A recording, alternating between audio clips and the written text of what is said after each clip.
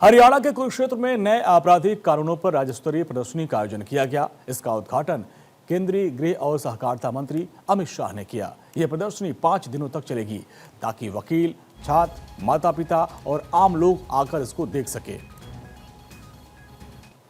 3 नए आपराधिक कानूनों के तहत किस तरीके से कानून काम करता है, किस तरीके से न्याय जल्दी मिलता है, इसको लेकर कुरुक्षेत्र में आप देख सकते हैं कि एक प्रदर्शनी का आयोजन किया गया है। 3 अक्टूबर से 7 अक्टूबर तक इस प्रदर्शनी का आयोजन किया गया। इसके अंदर वो सारी तरीके बताए गए, किस तरीके से एफआईआर दर्ज होती है, किस तरीके से फॉरेंसिक जांच होती है, किस तरीके से अलग अलग तरीके से जो जांच होती है वो सारा का सारा दिखाया गया। इसमें साफ शब्दों में दिखाया गया कि वो टाइम चला गया जब कहा जाता कि तारीख पर तारीख कोर्ट में मिलती रहती है और न्याय के लिए इंसान बुढ़ा हो जाता है लेकिन उसे न्याय नहीं मिलता। लेकिन अब 3 नए जो आपराधिक कानून आए हैं उनके तहत कि 3 साल में ही जो निर्णय होता है वो कोर्ट को सुनाना होता है। तारीख पर तारीख का समय वो चला गया। इसको लेकर आम आदमी को अवेयर करने के लिए कुरुक्षेत्र में इस प्रदर्शनी का आयोजन किया गया है। वहीं हरियाणा के गृह सचिव सुमिता मिश्रा ने बताया कि प्रदर्शनी में 3 नए कानून भारतीय न्याय संहिता, भारतीय नागरिक सुरक्षा संहिता, भारतीय साक्ष्य अधिनियम के फायदे दिखाए गए हैं। पुराने ब्रिटिश कानून की जगह ये जो कानून है वो न्याय को तेज और पारदर्शी बनाते हैं।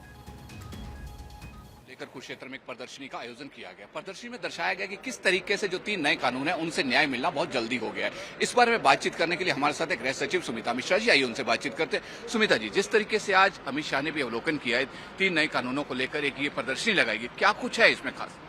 देखिए, इस प्रदर्शनी के माध्यम से जो 3 नए आपराधिक कानून हैं उनके क्या सोच है, उनके पीछे सोच है कि अंग्रेजों के जमाने के कानून को बदल कर हम नागरिक केंद्रित, संवेदनशील और त्वरित न्याय भारतीय नागरिकों को दें।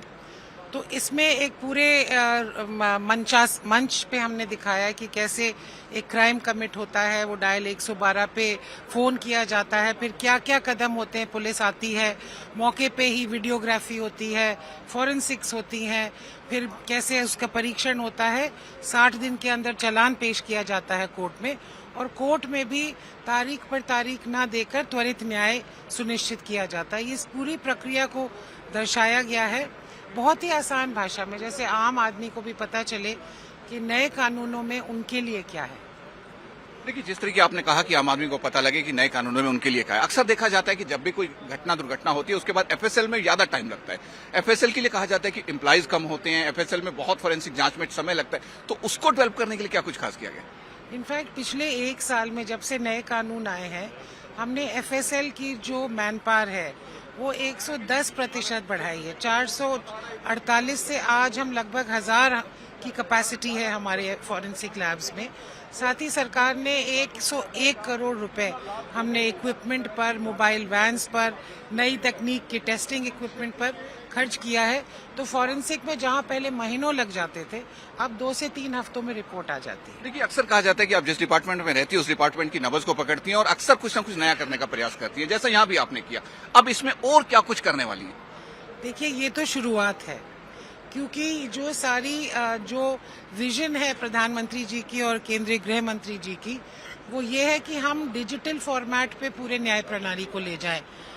शुरुआत से ई समन, ई चालान, ई साक्ष्य, ई एफआईआर और फिर कोर्ट में भी सारी प्रणाली डिजिटल हो।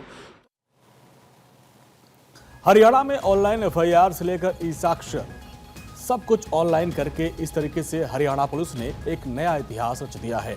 हरियाणा के लिए यह गर्व का विषय है और राज्य में कितने कम समय में इन कानूनों को लागू किया गया है।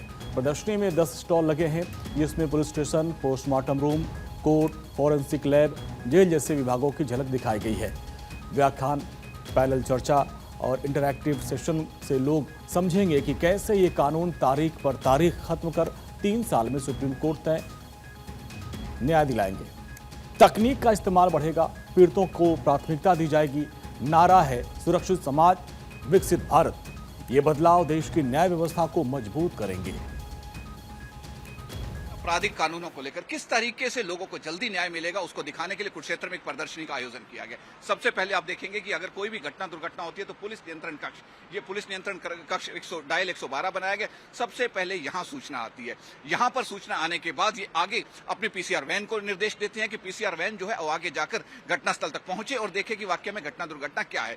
आगे मैं आपको दिखाना चाहता हूं कि किस तरीके से डिजिटलाइजेशन के तहत आप देख सकते हैं यहाँ पर एक एम्बुलेंस भी खड़ी की गई है और आगे जिस तरीके से यहाँ पुलिस नियंत्रण कक्ष में एक जानकारी आई, उसके बाद आप देख सकते हैं कि सामने घटनास्थल बनाया गया जहां पर की जो घटना दुर्घटना हुई है, क्या घटना दुर्घटना हुई है, क्या है, पुलिस के जो टीम है वो यहाँ आकर जांच करती है। अब ये देखिए हॉस्पिटल का निर्माण किया गया कि यहाँ हॉस्पिटल के अंदर किस तरीके से इमरजेंसी है, इमरजेंसी वार्ड बनाया गया, इमरजेंसी वार्ड में या नर्सिंग स्टेशन बनाया गया, कहाँ यहाँ पर वो जानकारी आती है। डेड बॉडी को यहाँ लाया जाता है, पोस्टमार्टम करवाया जाता है। पोस्टमार्टम रिपोर्ट जो है वो डॉक्टर्स के पास आती है। आप देख सकते हैं कि पहले जो सारा कुछ हार्ड कॉपी जाती थी, पुलिस स्टेशन के चक्कर काटने पड़ते थे एफआईआर के लिए, अब एफआईआर लॉज होते ही एसएमएस के माध्यम से जानकारी चली जाती है। जो विसरा आता है या दूसरी फिंगरप्रिंट रिपोर्ट आती है और कुछ आती है, उन सब की डीएनए रिपोर्ट आती है। आधुनिक मशीनों से उनकी जल्द से जल्द जांच की जाती है। वो भी एक आधुनिक जो सॉफ्टवेयर है उसके थ्रू अपलोड कर दी जाती है।